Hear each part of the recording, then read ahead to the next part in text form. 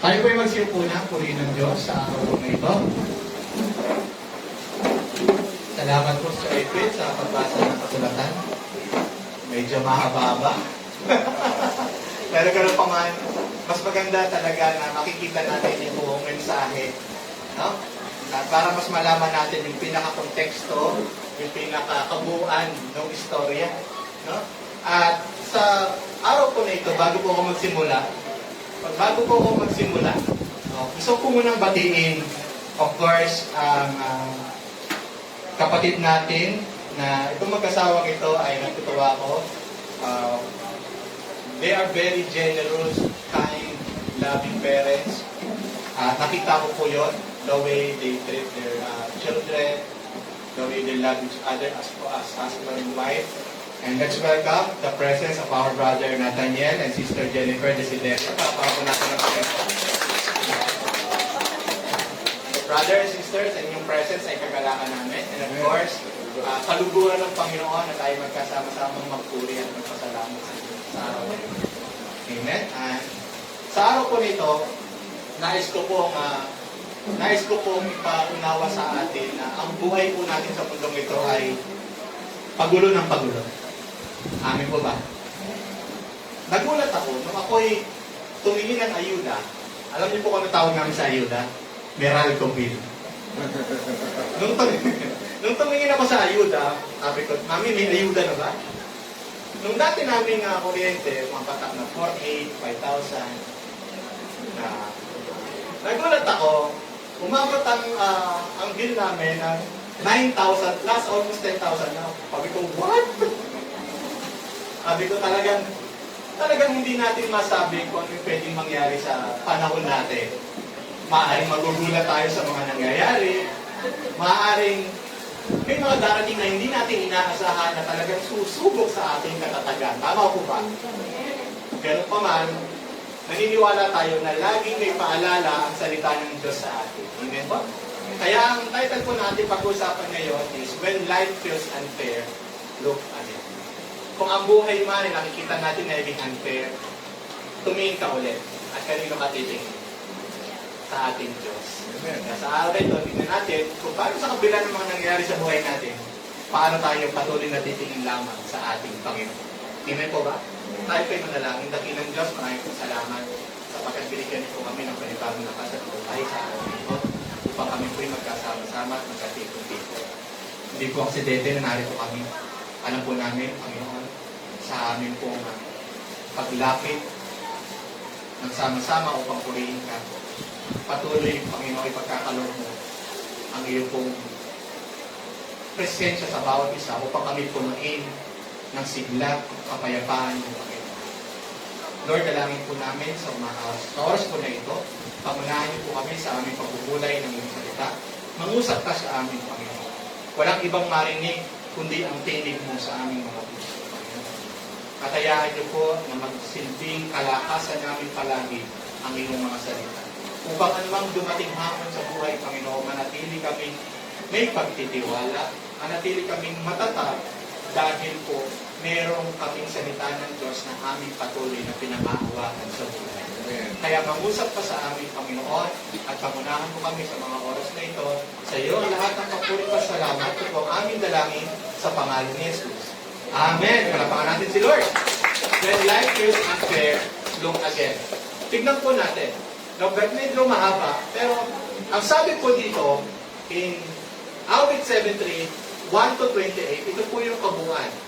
Naktawan ko na lang, binasa naman kanina sa haba. Pero ito po yung pinaka-summary niya. No? In verses 1 to 14, halos sumuko si Asaph. Si Asaph, yung author po, nung Awit 73. So, alam niyo na kung sino yung author ng Awit 73? Si Asaph. So, halos sumuko siya sapagkat nainggit siya sa kasaganahan ng mga masama habang nagdurusa ang mga matuloy. Ngunit kalaunay, naunawaan din niya ang kabutihan ng Diyos sa kabila ng tila hindi patas na sitwasyon. Mga kapatid, have you ever felt this way? Lord, bakit yung iba okay na okay ang buhay, pero ako parang mas lalo pang nahihirapan? Kung sino pa yung mayaman, ay kung sino pa yung nasa kapangyarihan, lalong yumayaman. Tama po ba? Kung sino pa yung ginagawa yung mabuti, sila pa yung nahihirapan. Pero yung iba, ginagawa ang corruption, ginagawa ang ano-ano ma, nagpapakasasa. Pero sila pa yung lalong umuunlad. Tama po ba? Have you ever felt this day? Parang, Lord, bakit gano'n?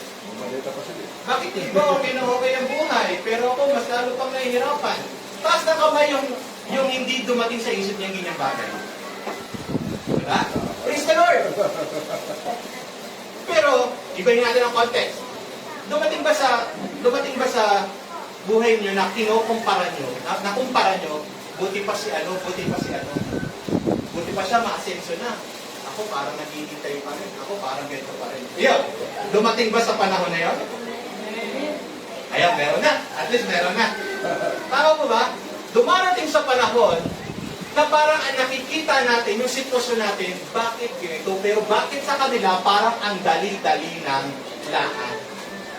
No. Bakit ganon? Sa anong pagsisikap namin? Pero bakit sa kanila ang bilis ng resulta, ang bilis ng bunga, kaya palakas nga. Pero bakit parang sa atin, bakit ang tagal-tagal? Amen? Dumating na po ba yung sitwasyon na napatanong tayo sa ganong sitwasyon? Amen. Pero, if we're honest, many of us have thought that. Hindi nyo man aminin, pero alam ko, dumarating sa isipan natin na bakit gano'n. Even yung mga naglilingkod sa Diyos, gano'n din, minsan nagkakaroon ng confusion. Bakit naglilingkod naman kami sa Diyos, pero bakit ganito pa rin ang nangyayari? Bakit ganito pa rin ang nagiging sitwasyon? Tama po ba? At yung Psalm 73, ibig sabihin, hindi lang kayo nakakaramdam yan. Even sa Bible, kinwento na merong isang tao na na-confuse siya. Nasa Diyos siya, naglilingkod siya sa Diyos, pero kinaiingitan niya ang yaman ng iba. Kinaiingitan niya yung naging estado ng iba sa nararanasan niya. So, hindi kayo nag-iisa. Biblically, naranasan din niya nung nagsiasap. So, natural pala na nararamdaman natin yan. Kasi nga, nakikita natin sa mundo ito, life is unfair. Totoo po ba? Yes. No? At in verse 16 to 28, bagamat in verse 114, nakita niya na yung kaibahan. Nakita niya na bakit ang pawang masama ay lalo pang yumayaman. Pero ako, lahat ng pagsisikap ko, buti yung ginagawa ko, pero bakit parang ganito na lang? Wala akong makita. Isang mahalagang bahagi ng kasulatan, in verse 16 to 28, na nakita ni Asa. Yung nagbago yung kanyang pananaw. Mula doon sa pagkalito at inggit, naging malinaw ang kanyang pag-iisip nang siya'y tumungo sa templo ng Diyos. Nang siya'y lumapit sa presensya ng Diyos, nagbago yung kanyang pananaw. Yung kanyang pagkalito, yung kanyang pagkainggit, lahat nawala. Napalitan ito ng pagtitiwala sa Diyos nung siya'y lumapit sa Panginoon. At nakikita natin sa sitwasyong ito, kamusta tayo ngayon sa panahon na parang unfair ang lahat ng bagay. Are you ready? Amen. Number 1, ito po si Asa, worship leader siya. Biruin niyo po worship leader na yan. Ibig sabihin yan, may pananampalataya yan. Hindi katulad natin na nananampalataya. Katulad din natin siya na nananampalataya. In fact, worship leader siya. Pero kahit worship leader siya, ang nasa isip niya, bakit na lang ganito? Bakit ganito? Ganito ang buhay kung may pagtatanong pa rin siya sa nangyayari sa kanya. Amen po ba? May struggle pa rin. Lahat po ba tayo may struggle pa rin? Hindi naman ibig sabihin, meron kang pananampalataya sa Diyos, wala ka ng struggle. Salamat sa Panginoon, no? Perfect ang buhay mo kung wala kang struggle. Pero niniwala ko, walang makapagsasabi ni Isla dito na wala siyang struggling moment sa buhay. Lahat tayo nakakaranas ng struggling moment. Tama po ba? Yes. And number 1, tignan po natin yung confused heart ni Asa. At tignan po natin kung paano po tayo matututo sa sitwasyong ito, sa kwentong ito ng buhay niya. Ang sabi ni Asaph, nung una sa verse 1, tunay nga na ang Diyos ay mabuti. Biruin nyo, ang ganda ng simula niya, ang Diyos ay mabuti. Nung sumunod na verse na, nung nagbago na yung kanyang toon, ang sabi niya, bakit itong mga sama, sila pa yung matagumpay, sila pa yung happy, sila pa yung mukhang stress-free. Bakit ganun? Parang sila yung pinagpapala ng Diyos, hindi naman sila sumusunod sa Diyos. Hello? Di ba? Ang ganda ng simula niya. God is good. Nakita niyo yung kalagayan nakita niyo yung kalagayan sa paligid niya. Ay, teka, God is good. Pero bakit parang sila pa yung matagumpay? Bakit sila pa yung healthy? Bakit sila pa yung walang problema? Bakit parang sila yung pinagpapala?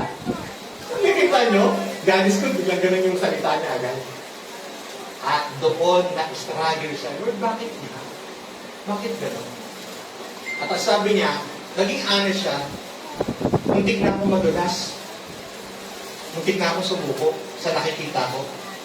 Kasi, naghari sa kanya yung confusion, bagamat kilala niya, may pagkilala siya sa Diyos, may pananampalataya sa Diyos, pero nakita niya, muntik na siyang, at muntik na siyang madala ng kanyang damdamin. Alam niyo po mga kapatid, kapag ikaw ay nagpapadala sa negatibong mong damdamin, mawawala ka. Hello?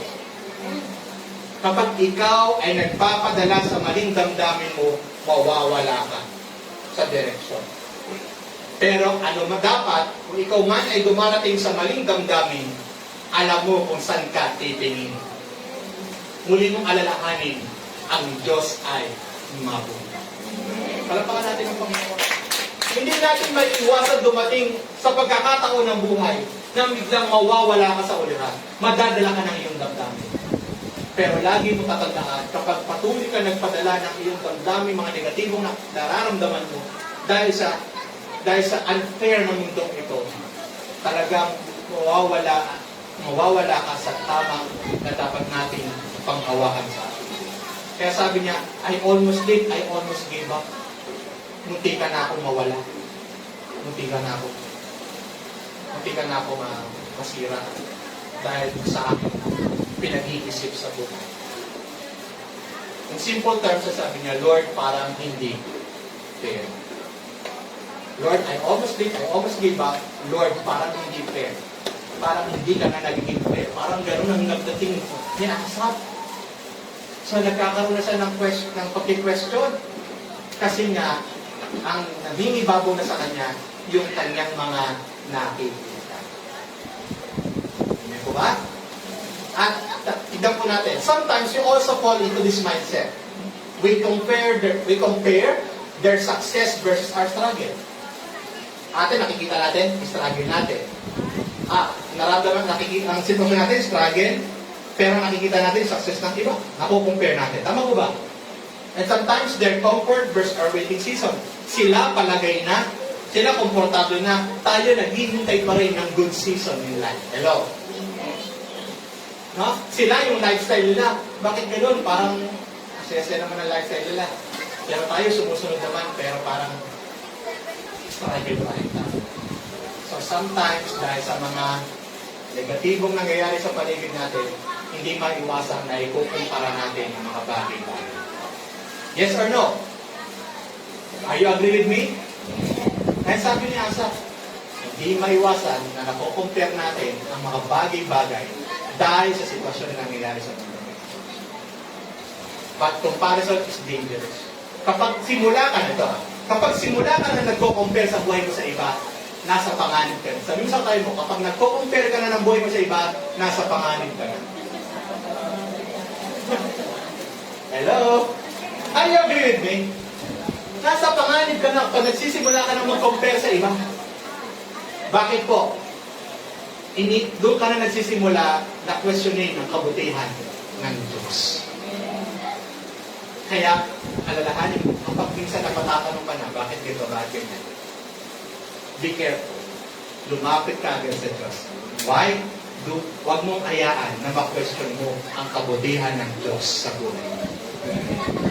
Anumang circumstances ng buhay, don't allow na ma-question mo yung goodness ni God sa iyo.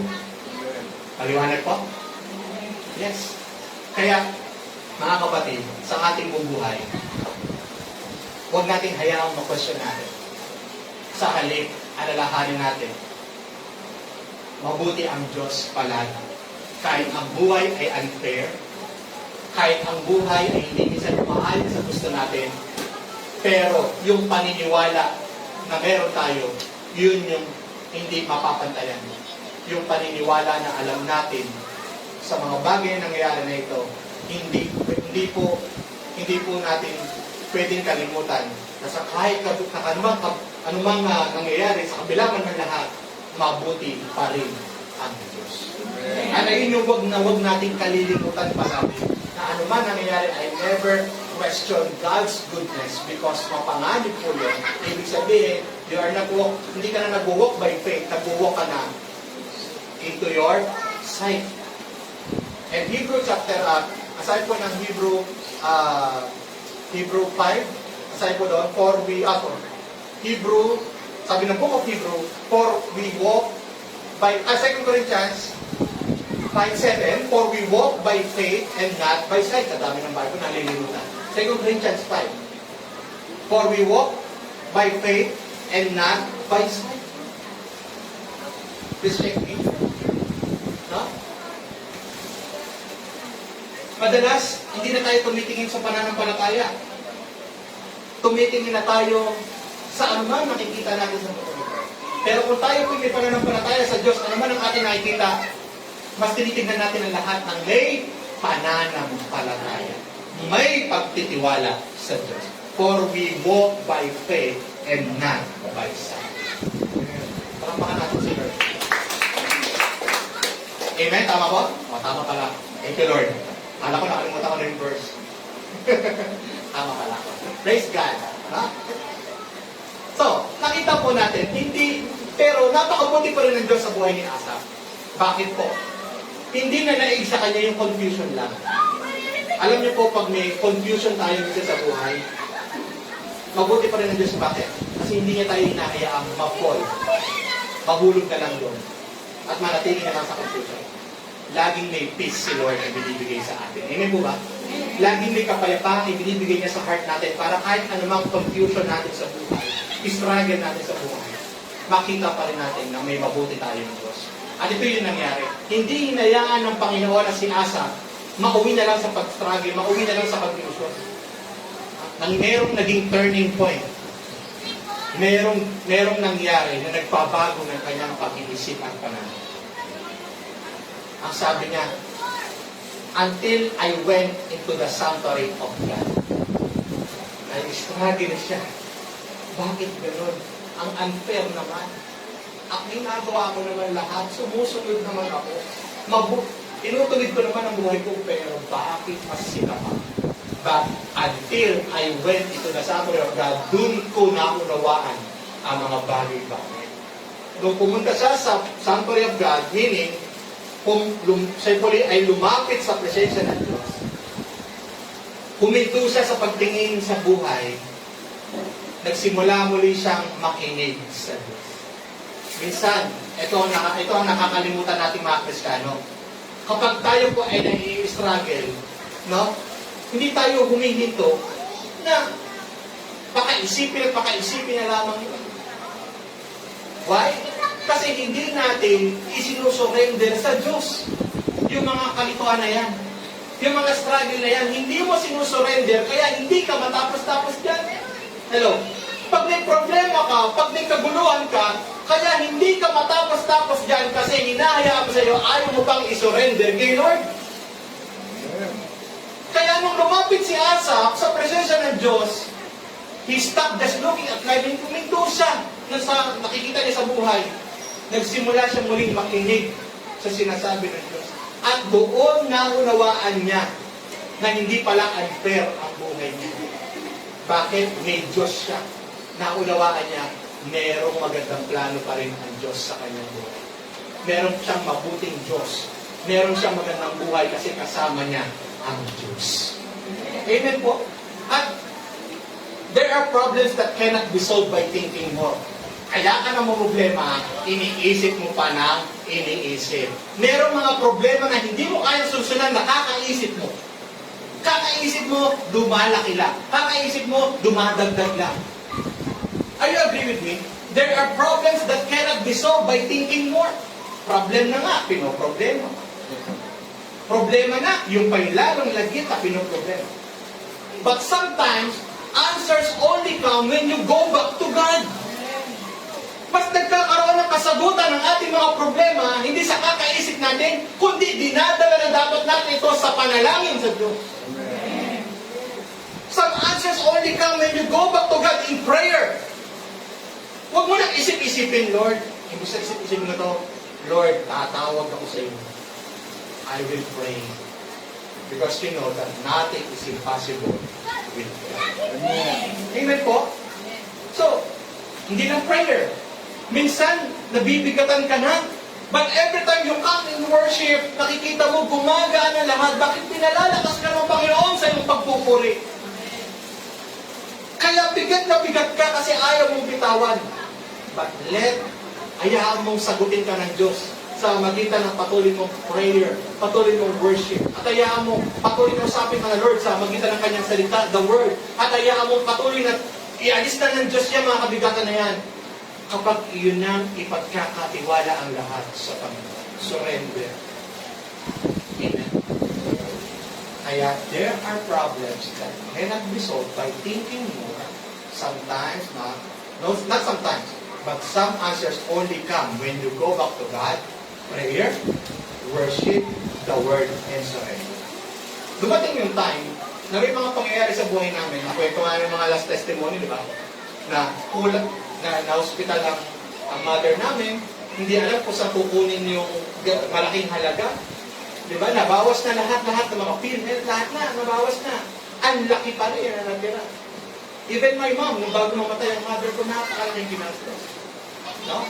Pero, kaming mga pamilya, we got in prayer. And then, magugulat na lang, na meron mga bagay na hindi inaasahang gagamitin si Lord na sitwasyon para doon sa kalagayan mo. Nakwento nga yung nakaraan na testimony, biglang nung pumunta sa cashier, ano sabi ng kahera? Huwag ka na po mag-alala, zero billing na lahat. Paano nangyari yun? It is God! Why? Because ipinanalangin mo. Alam mo sa Lord na hindi kanya pababayaan sa oras ng problema. Kaya patuloy kang tumatawag. Kasi kung hindi ka na tumatawag sa Diyos, kanino ka tumatawag? Kapatid, pautang naman, di ba dito? Tama po ba? Kung hindi ka tumatawag sa Diyos, kanino ka tumatawag? In other words, kung hindi ka sa Diyos nagtitiwala sa iyong sa mga bagay na pangailangan mo sitwasyon mo, kanino ka nagtitiwala? Naunawaan po ba natin?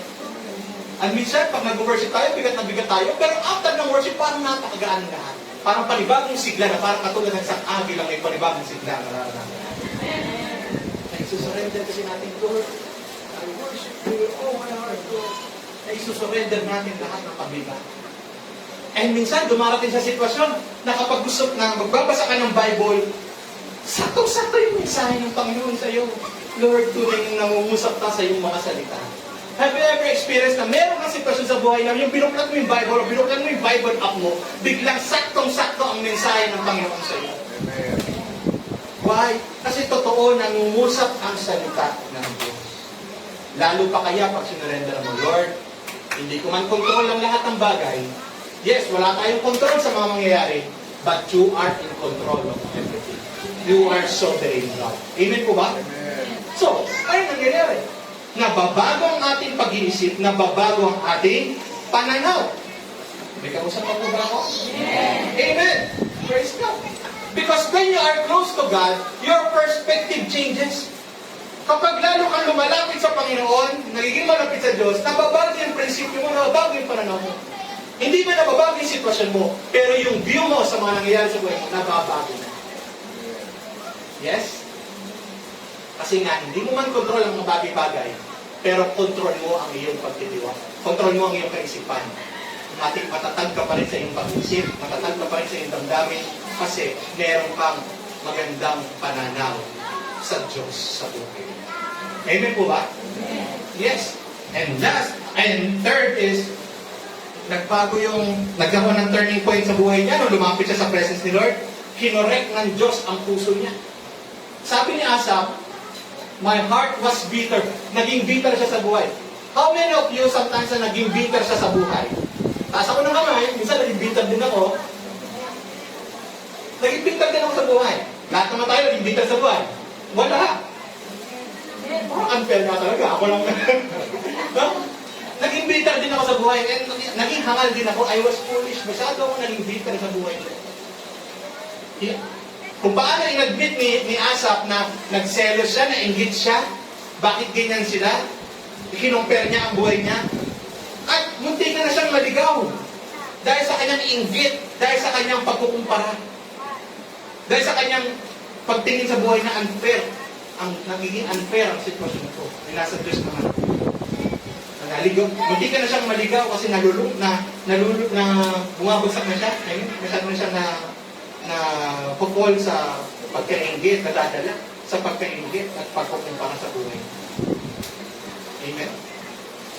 Pero ang sabi niya, nung na-realize niya, kinorek ni Lord ang puso niya, sabi niya, sino ba sa langit na meron? Sino ba ang nasa langit na meron ako?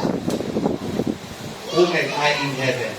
But mga kapatid, wala, hindi man tayo katulad ng mas mayaman, mas ma-influensya, mas may kapangyarihan, pero anong bagay ba ang meron ka?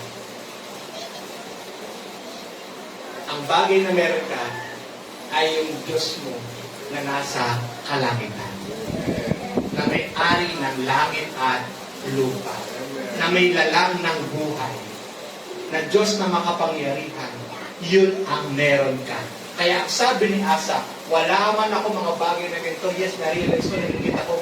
Pero tama pala si Lord, wala man ako ng mga bagay ito. Pero meron akong kayamanan sa langit na hindi kayang pantayan ng ano pang mga bagay. Ang Diyos ko na nasa kalangitan. Naniniwala ka ba na kung ang meron ka, ang Diyos na nasa kalangitan, lahat ng bagay na meron sila sa Diyos din yun?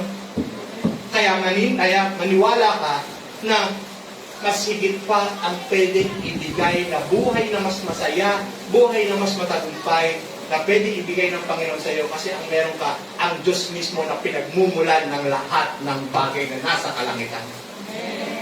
Ang Diyos mismo na pinagmumulan ng buhay na nasa kalangitan. Bakit ka maiinggit? Whom am I in heaven but you? Sa langit, meron akong Diyos. Who is the owner, the giver, the blesser, the giver of life. Lahat ng bagay sa mundo ito, siya rin ang pinagmumulan. Palakpakan natin ang Panginoon.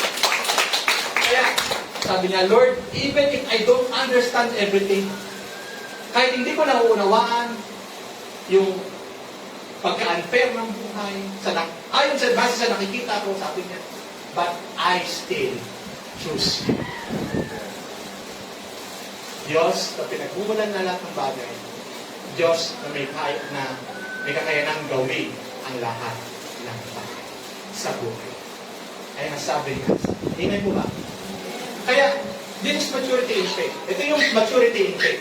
Not when life is perfect, but when your heart says, even if I don't get everything I want, I will not let go of God. Ito yung maturity. Kahit hindi ko man nakuha yung gusto ko, hindi ko iiwan ang Diyos. Dahil, ang katotohanan, this is the truth. God is enough. Sabi mo sa tayo mo, God is enough. If you want a happy and blessed family, God is enough. If you want a blessed and peaceful life, God is enough. If you want a happy marriage life, God is enough. Kapag ang Diyos ang nasa sentro ng lahat ng bagay na aspeto sa buhay natin, si God enough na makikita mo, pinagpapala niya ang lahat ng aspeto ng ating buhay. Because God is enough. Sabi niya, it is good to be near God. Mas maganda, mas mabuti na ako'y malapit sa Diyos. Bakit po? Not it is good to be rich, not it is good to be successful. Hindi ko sinasabing masama maging mayaman. Hindi ko sinasabing masaya maging successful. Ang sinasabi niya, hindi sa pagiging mayaman hindi sa pagiging successful eh. Kasi kahit mayaman ako, kahit successful ako, kung malayo naman ako sa Diyos, baliwala ang lahat. Kaya sabi niya, not it is good to be rich, not it is good to be successful, but it is good to be near God. Ang mahalaga, may Diyos ako sa buhay. Because the Bible says, ang makilin man natin o malasak man natin ang lahat ng bagay sa lupa, kung ang kaluluwa naman natin ang mapapahamak, lahat ay baliwala. Sapagkat hindi natin may pagsasama ang lahat ng bagay na meron tayo dito sa lupa, doon sa langit. Amen po ba? Pero pinagyaman ka na ng Panginoon dito sa mundong ito, pinag-successful ka na, may Diyos ka pa, yung kaligayahan mo hindi lang panlupa, hanggang buhay na walang hanggan. Amen po? Alam niyo, prayer ko, lahat kayo pagyamanin, paunlarin ng Diyos. Kasi kabutihan ng Panginoon yan eh. Pero ang panalangin ko rin, Lord, hindi lang po yun. Kung paano nyo sila kaliligayahin sa buhay nila sa lupa, mas maging malagaya sila sa buhay na wala hanggan kasama. Kaya kahit maging successful tayo, kahit maging rich tayo, may Diyos pa rin tayo na ang buhay na wala hanggan. May po ba? Because when you are near God, kapag ikaw ay malapit sa Diyos, napapansin nyo, confusion becomes peace. Kapag ikaw ay nasa Diyos, nakakaranas ka minsan ng confusion, pero nangingibabaw pa rin yung kapayapaan. Kapag ikaw ay nasa Diyos, no? Minsan naiingit ka, pero mas nangingibabaw yung contentment. Tama po ba? Dumarating sa buhay natin na minsan may nararanasan tayong masakit sa atin. Pero yung sakit na yun, nagiging pagtitiwala. Why? Because it is good to be near to God. Amen po ba? Amen. Napakaganda natin si Lord. Napakaganda ng buhay na binibigay sa atin ng Panginoon kasama siya. Hindi lang natin nakikita kasi nakikita natin yung mga meron sa paligid natin. Pero yung higit pa na pwedeng gawin ng Diyos, dapat ang yun ang makita natin. Amen po? Because sabi ng Psalm 73, hindi niya tinago yung struggle. Yes, believers can get confused. Yet believers, yung heart nila can get heavy. Our faith can be tested. Pero, sabi ng salita ng Diyos, don't measure life but what you see. Amen ko ba? Don't judge God by your current season. Don't compare your journey with others. Why? Because instead, stay near God. Why? Because the closer you are to Him, the clearer life becomes. Tama po ba? Kapag ikaw ay nasa Diyos, mas nagiging malinaw ang buhay sa iyo. Kaya, ang tingin mo sa buhay, hindi unfair kahit may pagsubok. Bakit? Kasi dahil nasa Diyos ka, mas nagiging malinaw sa iyo ang buhay. Mas nagiging masaya, mas nagiging kontento, mas nagiging satisfied, mas nagiging payapa. Kasi maliwanag sa iyo ang buhay na nasa Panginoon. When life feels unfair, don't walk away from God. Kapag ang buhay na naging unfair, huwag kang lalayo ang loob mo sa Panginoon. Mas lalo kang lumapit sa Panginoon. Amen po? Because in His presence, sa presensya niya, marirealize mo na hindi siya unfair. Sometimes He was just working beyond what you can see. No? Mas kumikilos pa ang Diyos, higit pa sa nakikita mo. Kaya kung gusto mong maranasan ang higit pa sa mga bagay na nakikita mo, huwag kang lumayo sa Diyos kahit na nasa struggle ka. Mas lalo kang lumapit sa Kanya kasi doon mo ma-realize higit pa ang kayang gawin ng Diyos sa buhay mo. Higit pa sa mga nakikita mo. Amen? Higit pa sa maaari mong isipin at akalain ang pwedeng gawin ng Diyos sa buhay mo. Kasi nagtiwala, kasi hinayaan mo siya ang manguna sa iyo. At mas maiging, maligaya, masaya ang buhay mo dito sa lupa. Hindi lang dito, kundi sa langit, sa presensya niya. Kapag inuna mo unahin ng Panginoon sa buhay mo, habang ikay nabulog. Kaya mga kapatid, dito po magpatapos, nawa, dumating man sa pagkakataon, hindi perfecto ang buhay natin eh. Dumating man sa pagkakataon na isipin natin ang buhay unfair o tayo manatili dun sa ganang kaisipan. Bumalik tayo sa Diyos. Bumalik tayo sa Diyos kapag naiisip natin buhay unfair. Sabihin natin, Panginoon, nai-struggle ako sa mga nakikita ko nangyayari sa paligid ko. Pero, Panginoon, magpapatuloy ako sa iyo kasi ang totoo, hindi unfair ang buhay kasi nandyan ka sa akin. Ikaw na pinagmumulan na lahat ng bagay, ikaw na makagagawa ng lahat ng higit ka na makakal kong isipin at akalain sa aking buhay. Amen? Kaya patuloy tayo magtiwala sa ating Panginoon. Tayo po yung manalangin. Dakilang Diyos, maraming pong salamat sa mensahe ng buhay. Buti nga po, Panginoon, na sa mga nangyayari sa mundong ito, hindi po namin maiwasan, Panginoon, na isipin ang buhay natin. Pasasalamat po, Panginoon, kung ang buhay ng aming mga kapatid ay hindi po ganon, Panginoon, na nakakaranas ng pagsubok. Pero lahat pa rin yun ay sa kabutihan mo. Ang dahilan pa rin bakit kararanasan namin ang mga magandang bagay nito ay dahil sa iyo pa rin. At alam po namin, O Diyos, na may mga kapatid din kami, Panginoon, na ngayon ay nahihirapan, nabibigat, at minsan napapatanong, bakit naging pinto ang sitwasyon? Pero ganoon pa man, Panginoon, alam ko, talagang maaaring maramdaman yun, maaaring maranasan yun. Pero salamat po sa paalala ng iyong salita, O Diyos, na pinaalalahanan kami sa araw na ito. Yes, pwede namin maramdaman yun, pero huwag namin kaliligtaan na mayroon kaming Diyos na kasama sa aming buhay, na aming tagumpay, na aming kalakasan, na kayang pagpalain ang aming buhay, higit pa sa maaari namin isipin, higit pa sa mga nakikita namin. Kaya, Panginoon Diyos, kami nagtitiwala sa iyo, anumang kalagayan ng aming buhay. Kami patuloy na tatawag, titingin sa iyo. Magpupuri at lalapit sa iyo, Panginoon. Dahil alam po namin, Panginoon, maliwanag ang buhay, mapayapa ang buhay, may kakontentuhan ang buhay kapag ikaw ang nasa sentro ng aming buhay, Panginoon. Kaya salamat po, pagpalain niyo po ang bawat isa, lahat ng pamilyang naririto, pagpalain niyo po.